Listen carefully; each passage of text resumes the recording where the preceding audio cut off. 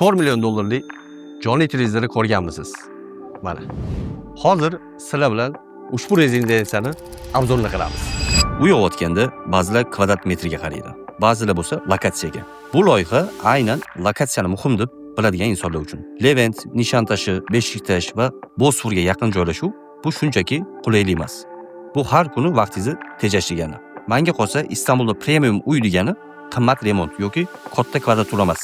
Premiumli shaharni eng muhim nuqtalariga soatlab probkada qolmasdan yetib borish. Chunki Istanbulda eng qimmat resurs pul emas, vaqt. Shuning uchun ham bunaqa lokatsiyadagi loyihalarga talab yildan-yilga ortib boradi. Endi sizlar bilan ushbu majmuani 40-qavatida joylashgan 300 kvadrat metrli 5 xonali eksklyuziv kvartirani ko'rib chiqamiz. Bu majmuani eng katta plyusi lokatsiya va manzara.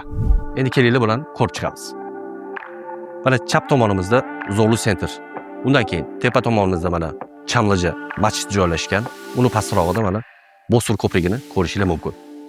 Bu tomonda mana hammani birinchi kelib joylashadigan joyi Fatih tumanidagi Aya Sofiya masjidini bemalol ko'rish mumkin. Undan keyin qarshi tomonda Orollar, Qiz qal'asi, undan tashqari Bosforni bemalol ko'rish mumkin. Kelinglar endi uyni umumiy obzorni qilib chiqamiz. Mana kiruvishda shkaf, undan keyin davom etadigan bo'lsak, o'ng qo'limizda prashday joylashgan. Bu tomonda bo'lsa, ko'p ayollarimizni orzu qilgan oshxonasi. Ha, kelinglar. Oshxonamiz o'stirib qilingan. Bu yerda mana ko'rib turganda plitalar ham tayyor. Bu tomonda xolodilnik, mikrovolnovka, pech hammasi o'rnatilgan. Xullas, qisqa qilib aytganda, ayollarimiz orzu qilgan oshxona. Hozir mehmonxonadamiz. Mehmonxonamizning umumiy kvadrati 55 kvadrat metr.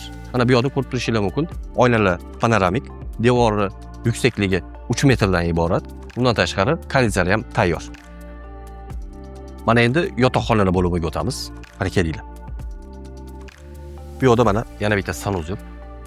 Bu yerga keladigan bo'lsak, bu birinchi xonamiz. Bolalar uchun xona. O'zini bu tomonda sanuzeli mavjud. Davom etamiz. Bu yerda ikkinchi xonamiz. Bunda ham xuddi shunaqa o'zini sanuzeli joylashgan.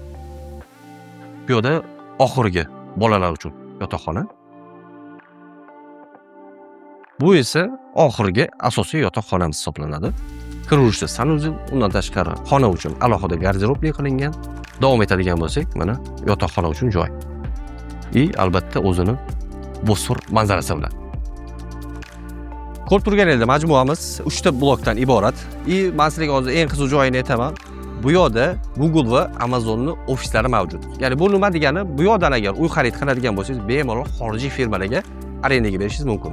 Arenda narxlari ham $2000 dan $20000 gacha ko'tariladi. Bu loyiha hammaga ham to'g'ri kelmaydi. Probkadan qochib, shahardan uzoqda yashashi xohlaydiganlar uchun emas.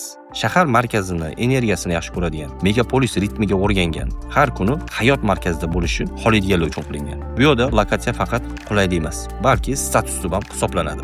Uylarning narxlari $1,5 million dan boshlanadi. Agar siz ham Istanbulda qoq markazda uy olishni rejalashtirayotgan bo'lsangiz, biz bilan bog'laning. Sizga mos variantlarni birgalikda ko'rib chiqamiz.